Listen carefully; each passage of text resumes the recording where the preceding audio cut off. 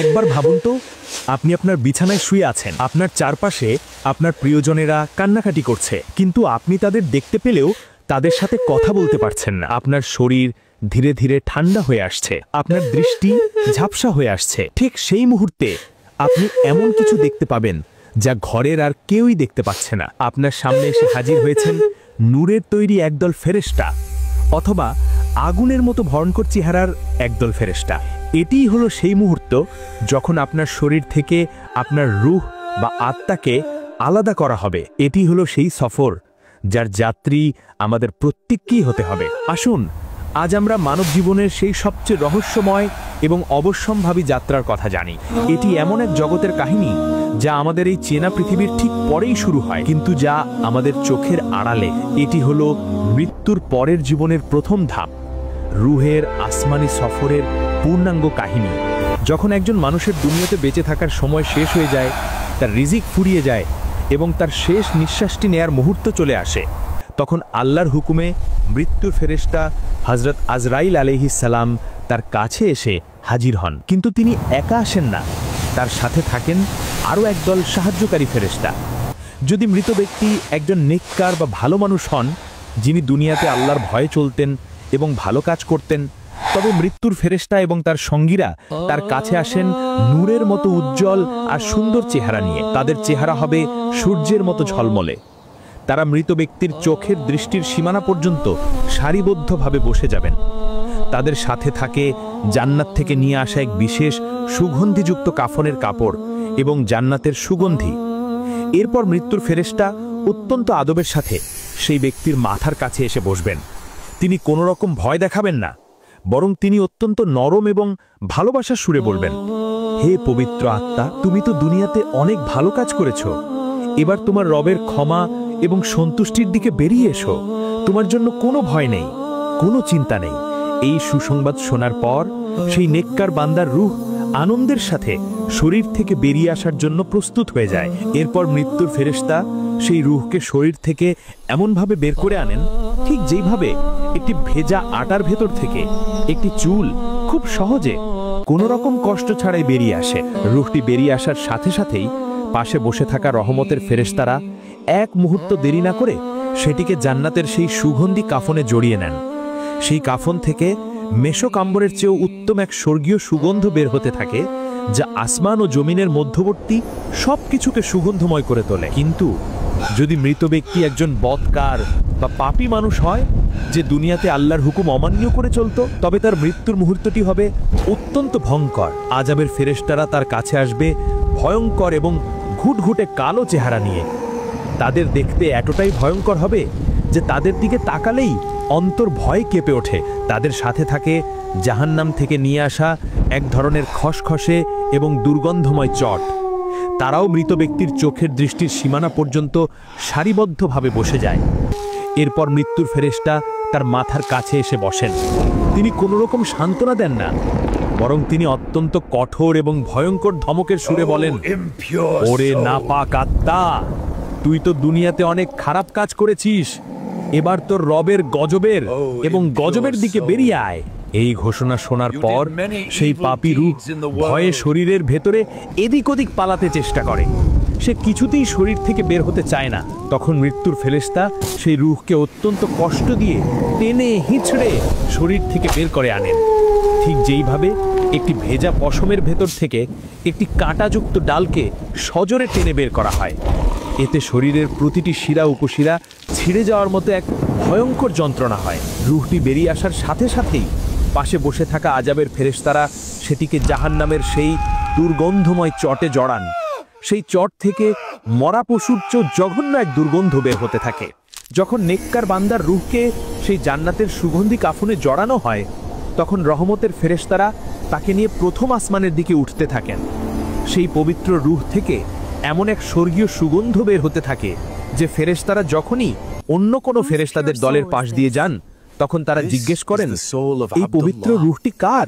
উত্তরের রূহকে নিয়ে যাওয়া ফেরেশতারা দুনিয়াতে তার সবচেয়ে সুন্দর নামে তার পরিচয় দেন। যেমন তারা বলেন, ইনি অমুকের পুত্র অমুক, যিনি দুনিয়াতে আল্লাহর একজন অত্যন্ত অনুগত বান্দা ছিলেন। এই সুন্দর পরিচয় শুনে তারাও তার জন্য দোয়া করতে থাকেন। এভাবে তারা প্রথম আসমানের দরজায় পৌঁছান এবং দরজা খোলার জন্য অনুরোধ করেন। প্রথম আসমানের রক্ষী ফেরেশতারা জিজ্ঞেস করেন, কে? তারা উত্তর দেন, আমরা, এবং আমাদের সাথে আছে অমুকের পুত্র অমুক। তাকে চেনার পর প্রথম আসমানের দরজা তার জন্য খুলে দেওয়া হয়। এরপর দ্বিতীয় আসমান, তৃতীয় আসমান, এইভাবে এক এক করে 7টি আসমানের দরজা তার জন্য সম্মানের সাথে খুলে দেওয়া হয়। প্রত্যেক আসমানের ফেরেশতারা তাকে স্বাগত জানাতে জানাতে আল্লাহর আরশের দিকে এগিয়ে নিয়ে যান। সবশেষে যখন আল্লাহ সেই পবিত্র রূহকে দেখেন, তখন ফেরেশতাদের বলেন, আমার এই বান্দার নাম ইল্লিন নামক সম্মানিত জায়গায় লিখে রাখো। ইল্লিন হলো 7 আসমানের উপরে সিদরাতুল মুনতাহার কাছে অবস্থিত নেককার আত্মাদের ঠিকানা।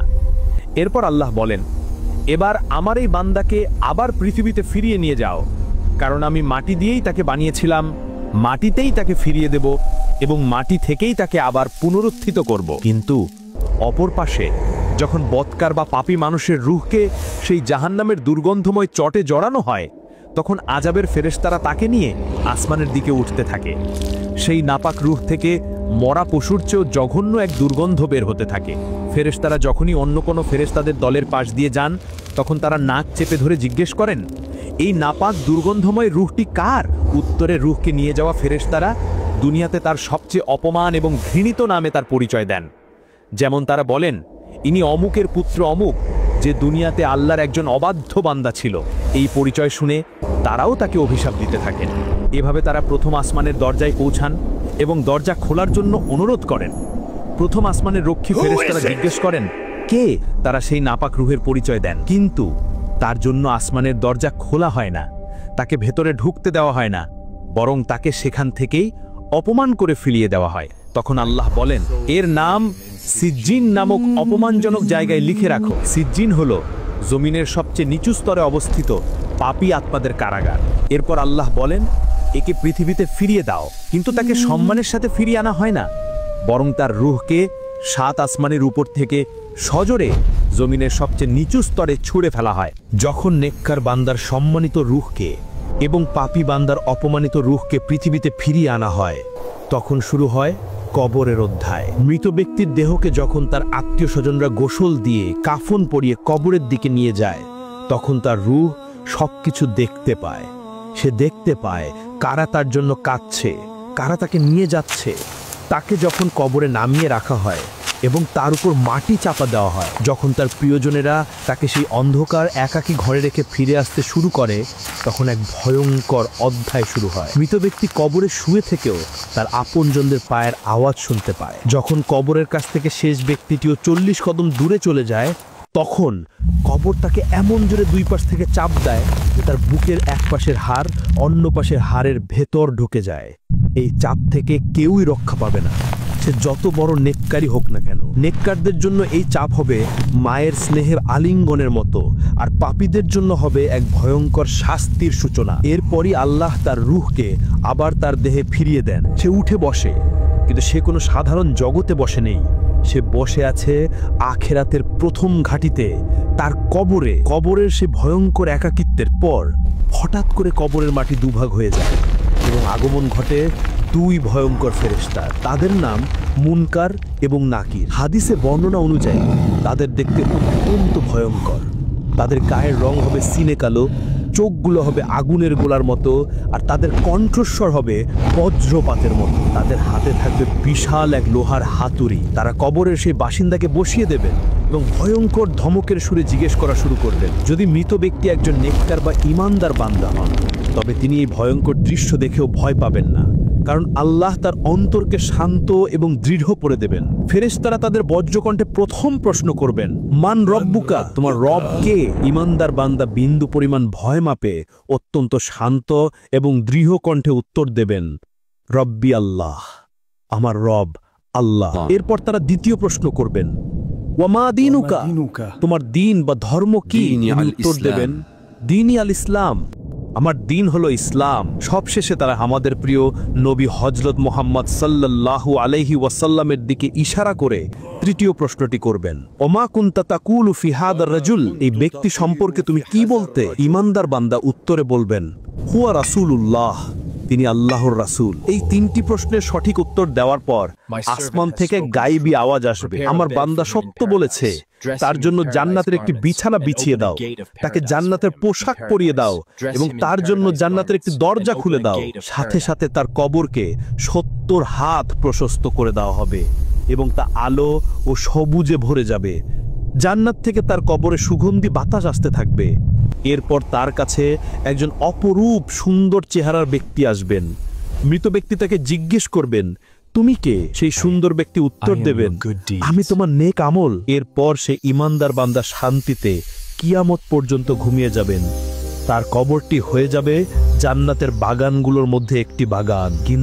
কিন্তু যদি মৃত ব্যক্তি একজন বদকার বা পাপী মানুষ হয়, তবে মুনকার নাকিরের ভয়ঙ্কর চেহারা দেখেই তার আত্মা শুকিয়ে যাবে, ভয়ে এসে থরথর করে কাঁপতে থাকবে। ফেরেশতারা যখন তাকে বসিয়ে প্রথম প্রশ্ন করবেন, মান রব্বুকা, তোমার রব কে?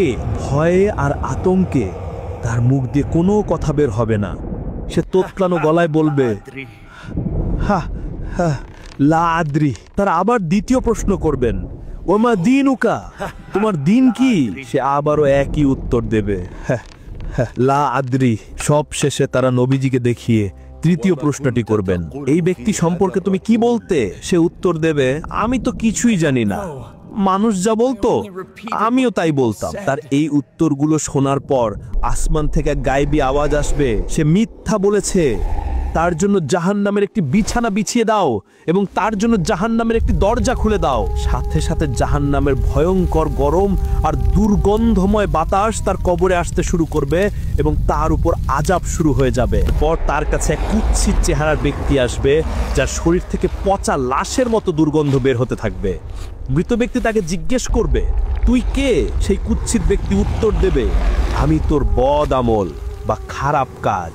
এরপর আল্লাহর পক্ষ থেকে একজন অন্ধ, হাসা এবং বোবা ফেরেশতা নিয়োগ করা হবে, যার হাতে থাকবে বিশাল এক লোহার হাতুড়ি। সেই ফেরেশতা তাকে এমন জোরে আঘাত করতে থাকবেন যে তার চিৎকারে মানুষ এবং জিন ছাড়া পৃথিবীর সকল সৃষ্টি শুনতে ভয়ে কেঁপে উঠবে। শুধু তাই নয়, তার কবরের ভেতর 99টি বিশাল বিশাল বিষাক্ত সাপ ছেড়ে দেওয়া হবে, যারা কিয়ামত পর্যন্ত তাকে অবিরাম দংশন করতে থাকবে। আর এভাবেই কিয়ামত পর্যন্ত তার কবরটি হয়ে যাবে জাহান্নামের একটি ভয়ঙ্কর জায়গা। এভাবেই মৃত্যুর পর কবরের জগতে মানুষ তাদের দুনিয়ার জীবনের প্রথম ফলাফল পেতে শুরু করে। কারো জন্য কবর হয় জান্নাতের বাগান, আর কারো জন্য হয় জাহান্নামের স্থান। এই রুহের সফর এবং কবরের জীবন আমাদের এটাই শিক্ষা দেয় যে মৃত্যু মানেই শেষ নয়, বরং মৃত্যু হলো এক নতুন এবং অনন্ত জীবনের শুরু, যেই জীবনের ভালো বা মন্দ নির্ভর করে আমাদের এই দুনিয়ার জীবনের উপর। যদি রুহের এই অবিশ্বাস্য সফর এবং কবরের জীবনের কাহিনী আপনার হৃদয়কে স্পর্শ করে থাকে এবং আপনাকে আখিরাতের জন্য প্রস্তুত হতে সাহায্য করে, তাহলে ভিডিওটিতে একটি হাইপ এবং লাইক দিন, আর আপনার প্রিয়জনদের সাথে শেয়ার করে তাদেরও সতর্ক করুন।